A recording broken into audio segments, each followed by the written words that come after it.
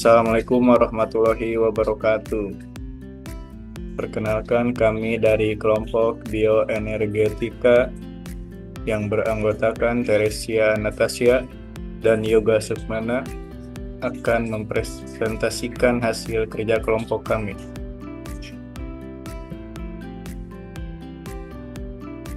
Bioenergetika adalah cabang ilmu biokimia yang mempelajari transformasi energi dalam sistem biologis. Istilah bioenergetika berasal dari dua kata, bio yang berarti hidup atau organisme, dan energetika yang berkaitan dengan studi tentang energi. Dengan demikian, bioenergetika fokus pada cara energi disimpan, diubah, dan digunakan oleh organisme hidup. Pembentukan energi dalam bioenergetika biokimia. Beberapa proses utama dalam pembentukan energi dalam bioenergetika meliputi glikolisis. Proses pertama dalam pembentukan energi di mana glukosa dipecah menjadi dua molekul pirufat di dalam sitoplasma sel. Proses ini menghasilkan sejumlah kecil energi secara langsung dalam bentuk ATP dan NADH. Siklus asam sitrat atau siklus Krebs. Setelah glukosa diubah menjadi pirufat melalui glikolisis, pirufat memasuki mitokondria dan diubah menjadi asetil CoA. Asetil CoA kemudian memasuki siklus asam sitrat, di mana senyawa-senyawa organik diuraikan lebih lanjut untuk menghasilkan NADH, FADH2, dan sedikit ATP. Fosforilasi oksidatif. NADH dan FADH2 yang dihasilkan oleh glikolisis dan siklus asam sitrat dioksidasi dalam rantai transport elektron, melepaskan energi yang digunakan untuk memompa proton melintasi membran dalam mitokondria. Gradien proton yang dihasilkan digunakan untuk menghasilkan ATP melalui sintesis ATP oleh ATP sintase. Fotosintesis. Pada tumbuhan, alga, dan beberapa bakteri fotosintetik, energi cahaya matahari digunakan untuk mengubah karbon dioksida dan air menjadi glukosa dan oksigen melalui serangkaian reaksi kimia kompleks. Proses ini menghasilkan energi yang disimpan dalam bentuk glukosa dan digunakan oleh sel dalam proses biokimia lainnya. Pembongkaran molekul dalam bioenergetika. Yang pertama, glikolisis. Glikolisis adalah proses katabolisme utama di mana glukosa, molekul karbohidrat yang penting, dipecah menjadi dua molekul pirufat. Proses ini terdiri dari 10 langkah reaksi yang terjadi dalam sitoplasma sel. Meskipun glikolisis menghasilkan sedikit ATP langsung, ia merupakan langkah awal yang penting dalam pembentukan energi karena menghasilkan senyawa antara seperti NADH yang kemudian berpartisipasi dalam proses produksi energi selanjutnya. Yang kedua, beta oksidasi. Proses ini terjadi dalam mitokondria dan merupakan mekanisme utama untuk pemecahan asam lemak menjadi asetil CoA. Asam lemak dipecah menjadi unit-unit 2 karbon dalam serangkaian langkah, menghasilkan FADH2 dan NADH serta asetil CoA. Asetil CoA kemudian memasuki siklus asam sitrat untuk menghasilkan lebih banyak energi.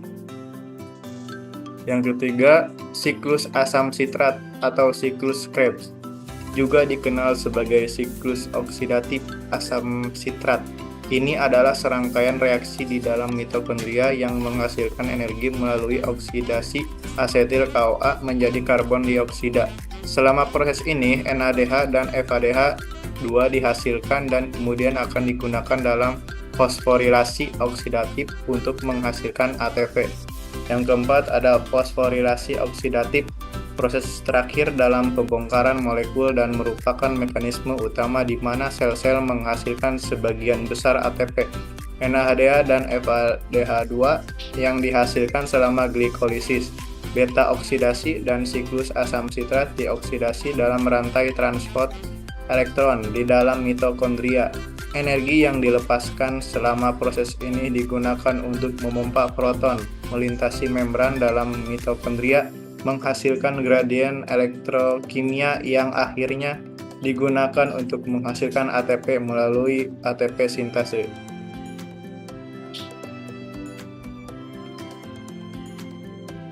Selanjutnya, pemindahan energi dalam bioenergetika.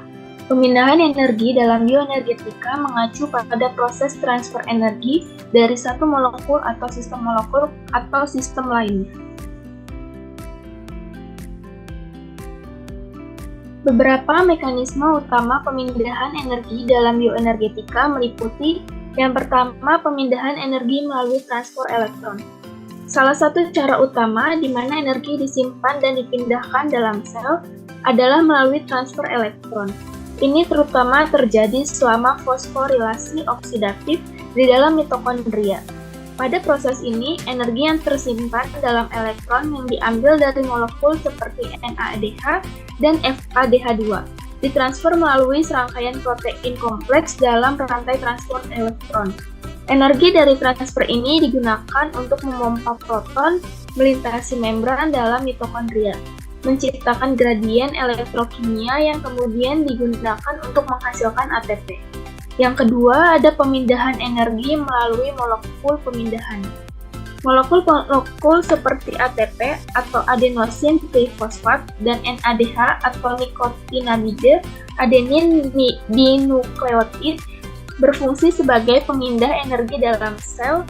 Energi yang disimpan dalam ikatan fosfodiester antara gugus fosfat dalam ATP dilepaskan ketika ikatan ini dihidrolisis menjadi ADP atau adenosin difosfat atau AMP adenosin monofosfat, melepaskan energi yang digunakan oleh sel untuk melakukan kerja seluler.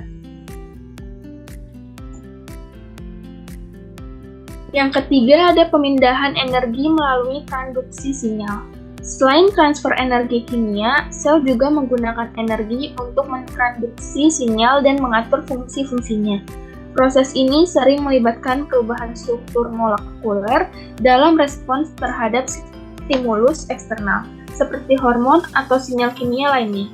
Contoh dari ini adalah transduksi sinyal hormon, di mana molekul hormon berinteraksi dengan reseptor pada permukaan sel, memicu kaskade reaksi kimia yang mengubah energi sinyal menjadi respon biologis. Yang keempat, ada pemindahan energi melalui transfer fosforil.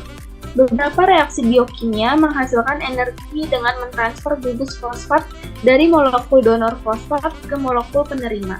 Contoh yang paling umum adalah fosforilasi substrat, di mana gugus fosfat ditransfer dari donor fosfat ke ADP atau GDP membentuk ATP atau GTP. Berikut kesimpulan dari materi bioenergetika. Bioenergetika memberikan wawasan mendalam tentang bagaimana energi digunakan dan diatur dalam sistem biologis.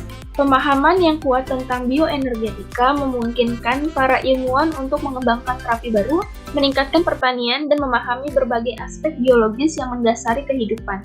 Dengan terus mempelajari dan memahami bioenergetika, kita dapat lebih baik memahami kehidupan itu sendiri. Demikian presentasi dari kelompok bioenergetika. Sekian dan terima kasih.